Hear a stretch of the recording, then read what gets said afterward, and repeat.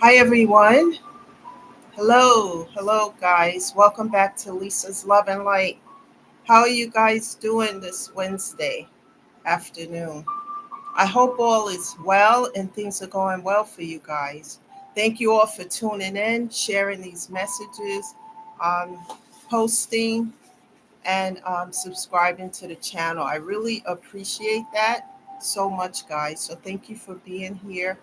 And hope all is well and that these messages, these daily messages, are resonating with you.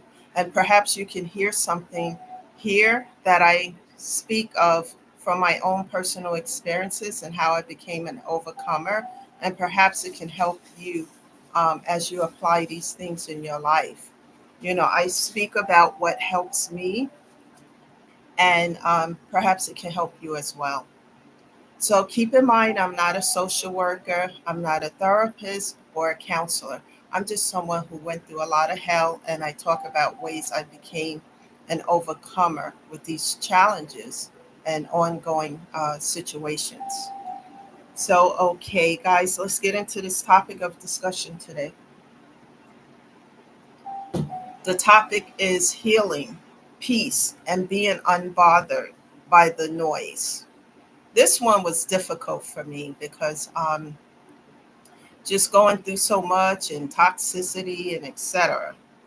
Um, the first thing I want to say is cherish the people that you have in your life, because we live in a world today where it's spending mostly on misery, and people are engaging, it seems like not everyone, but many people are engaging in the toxicity and the negative stuff and all of that, the hate train, etc., you name it, all toxicity. And I try as much as I can to minimize this in my life, by taking in music, meditation, and prayer on a daily basis. Before I even begin my day, that's how I start out, because I just learned how to tune out the noise. And I'm going to talk to you guys about that as well. um, Cherish the good people in your life. If you have good folks in your life who support you, listen to you, just be there. That's there for you. People who are there for you, especially in your not so good times. Cherish those individuals, regardless of who they might be, because not many of them exist in this world that we live in today. So cherish those people, keep them close to your heart and close to you. Guys, I'm going to ask you a question. Have you ever did something kind and generous for someone, and they showed you little to no appreciation for it? How many of you have went through this? I used to go through this all the time, especially before I started to heal, because I was being too subservient, overgiving. I'm still generous and will help people, but when I see people are just abusing that, then I pull back my energy, or I just let things go, you know. Um, and in the past, this is what I've learned so far from therapy and from doing the work of healing. One of the lessons that my therapist gave to me was to do a pro and a con list of every individual at that particular time that was in my life. What did they give to the connection? Doesn't matter if it was romantic, family, professional, whatever it was. What are they bringing to your table? What are they giving to this connection? And after I did for each one the pro and the con list, I recognized that I was overgiving, and I was getting bones and breadcrumbs that I didn't deserve. And so I had to make some corrections. And one of the things that he suggests was to set boundaries. And I started doing that, setting boundaries. People didn't like boundaries, of course, because they can't come and go as they please and do what they were doing before. So as I set those boundaries, I had to keep reiterating that I set boundaries, and I would explain why. I'm healing, I'm taking care of my mental and physical health, and it seemed like many of them didn't care, so I had to cut off, block, and delete. At first, I used to cry about it, that it had to go that far. But sometimes, in life, you have to do what you have to do to protect your mental and physical health so that you can grow, heal, and evolve. And I had to learn this. Um, so not too long ago, I had someone who took advantage of a kindness that I expressed, a generosity, and it just made me think about how far I've come because and I just decide to let God. you know there was a time in my life, guys, where I had situations of the past where people just didn't want to be bothered anymore, after they got whatever they wanted from me or whatever the situation was. They didn't want to be bothered. And this I'm going to use more so about um, romantic connections, because and if a person would say, well, I don't think this is for me and I don't want to deal with you anymore. The old version of myself before I started the healing journey, not only would I cry, I found myself in positions, and I really had to work hard on this, is begging, why, what did I do, and etc. And my therapist helped me to look at that. Why are you doing this? Let's talk about this, okay? Let's do another lesson about this. And once I looked at that, I realized that I had some abandonment issues that went way back to childhood. And I really had to ask God to help me not to do these things. And more importantly, I didn't know my self worth. But as I started to get on this journey to heal and to take care of myself and to understand what I was given to these connections, I wasn't given back, and it was never an equal give or take. And it wasn't only with romantic connections, but with family and friends. I was overgiven so much, and I wasn't getting back anything. And I had to not just set boundaries, but let many of these folks go because they were not going to respect the boundaries.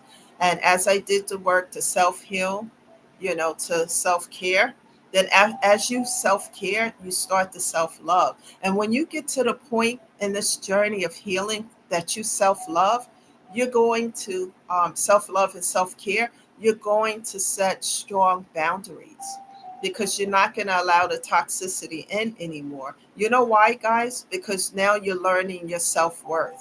And when you know that something is not for your highest good, you get to the point in your life that it's okay to let it go. One of the things my mom said to me in one of our last conversations before she left this earth, is she want peace. She don't care about arguments, all of this stuff that's going on. She just want peace. And for the first time in my life, as I got on this healing journey, I start to understand that. You know, we as people, we are imperfect, all of us. We all have something that we're working on, that we're doing. But when people lack communication, they don't communicate about things, then that's huge. When someone can't communicate their feelings about what's going on and how it makes them feel, then I think this is why some people jump to um, conclusions, and they just do toxic things. They engage in toxic situations because they don't know any other way. And this is what I was doing, but I was doing it like, how do I say this? Just begging and crying over situations. But when I learned that these were abandonment issues, I started to work very hard on it because I wanted to be in a place where I knew my worth. And as I started to heal and do the work, I started to realize my worth, what I was given, and I wasn't getting back in equal give and take. So those pro and con lists and lessons that my therapist gave me helped me a whole lot, guys. The first place I would tell anyone to start is with a therapist who's going to really help you on this journey and path. And then just put in the work little by little. It's never going to happen overnight, but it will happen as you persevere and continue to move forward. and not and set boundaries and not allow people to just do whatever they want to you. Um, I have I have some notes here. Once I see a pattern of toxicity, over and over and over again, I start to pull back my energy. But before I pull back my energy, I will address it. The old version of myself wouldn't address it. I was too afraid to. But the least I am today will address those issues. And if it continues, then I pull back my energy or let that person pull back their energy and I just let the tower fall. And I'm not going to say it doesn't hurt. Of course, it still hurts. I'm a human being just like everybody else, but it doesn't hurt in the same manner as it did in the past, where I'm on my knees begging and crawling behind somebody, begging for their attention. I am in a point of my life now where I attract, I don't chase. And I'm asking you guys to continue to take care of yourself, build up your mental and physical health so you can get into a space where if someone doesn't want you in their life or something goes left or whatever it is. Don't chase behind things, people, and situations. Let it come to you. Put yourself in a position where you know your self worth and you love on yourself. Not be in love with yourself, people. There's a difference to self love enough to know what your worth is. And sometimes, people and situations leave your life for a reason. I talk about this a lot. I'm starting to learn about this as well. And then I just let it go and let God do his work on me, we don't have control of what people are doing or why they do what they do. I just let it be, and move forward. But once I see a pattern of toxicity and toxic behavior, and after I address it and it continues, I just have to let it go because all the work I've done to heal and to be at a space of peace, then I'm putting myself back into a place that caused me pain and hurt where I had to do the work to heal. So I leave that where it is, no matter who, what, why, or where. I had to learn to heal myself enough to know what I deserve and what was not for my highest good. And that lesson, it took a long time. I've been on this journey since 2020. Now we're in the middle of 2025, and it took all this time for me to get to a place of peace, inner peace, and unbothered by the noise of others and circumstances. I had to learn to let go of certain things and situations and just give it to God. Let God deal with it. I no longer chase behind people, things, or situations. I'm in a energy right now where I'm attracting. I stay in prayer, meditation, and when I feel pain, hurt, I let myself cry because that's an outlet for the pain. I'm not weak. There's nothing weak about me, and there's nothing weak about crying. It's actually a good thing because it helps you to release the pent up things, toxicity, and hurt and pains. When you let that go, you can release that, and then it's all part of the healing process. I learned how to attract and manifest what I want instead of what I don't want. I also learned how to let go of situations and people who leave. If a person don't want to be a part of your life and they want to leave, let them go. That was hard too, guys. Oh, but why? And I don't question it anymore. Let it go because there's a reason for everything in life. Sometimes things are just not meant to be, even though it's painful. This situation took me a long time to heal because the old version of myself, like I said, would cry and beg. And I remember being 26 years old. At the time, I was 26, and someone I was truly like head over heels for. After 6 months, they didn't want to deal with me anymore because I think this person was still in love with an ex or whatever. And I look back on that and I say, God, I never ever want to get to a point where I'm that low in my life that I'm begging and running behind someone. But I learned lessons. I did that a few more times, not as bad as it was when I was 26, but I had to learn by doing the work, by putting, a mirror. The therapist helped to me to put a mirror to my life and to my face, and to see, by the pro and con list, what is this person bringing to your table that makes you want to keep them a part of your life? And it was me who was bringing everything. And I had to learn, well, this is not an equal give and take.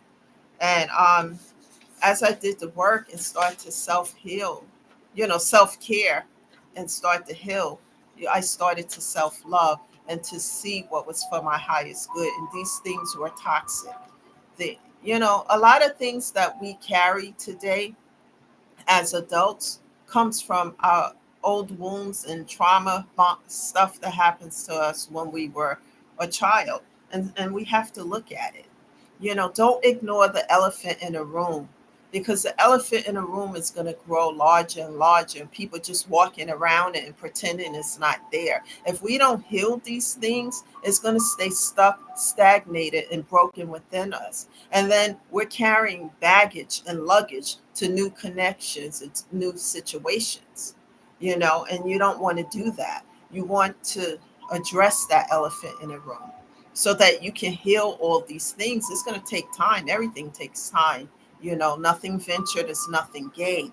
But it's going to put you in a situation where you're going to look at these things, and then your mindset, you will look at these things from a different perspective and find ways to heal, like music, like I have in the background that's playing.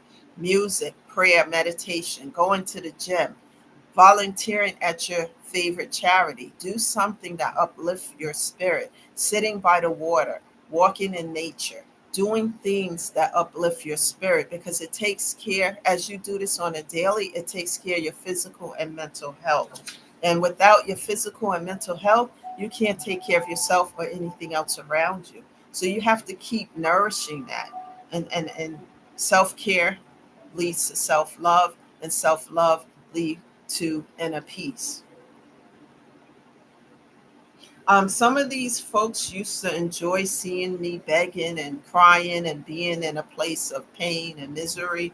The new version of me, I just let stuff go, and then I give it to God. I talk to God about it, and if I need to talk to someone about it, I talk definitely to my therapist about it.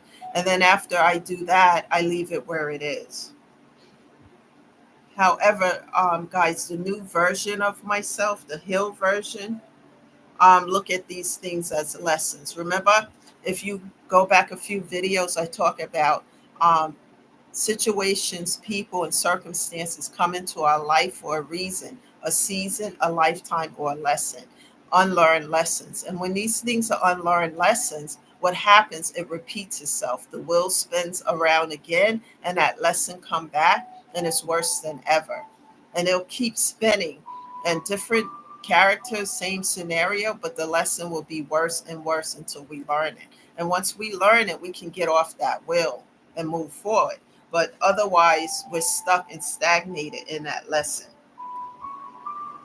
And I had to pray hard to God, asking Him to help me with these things.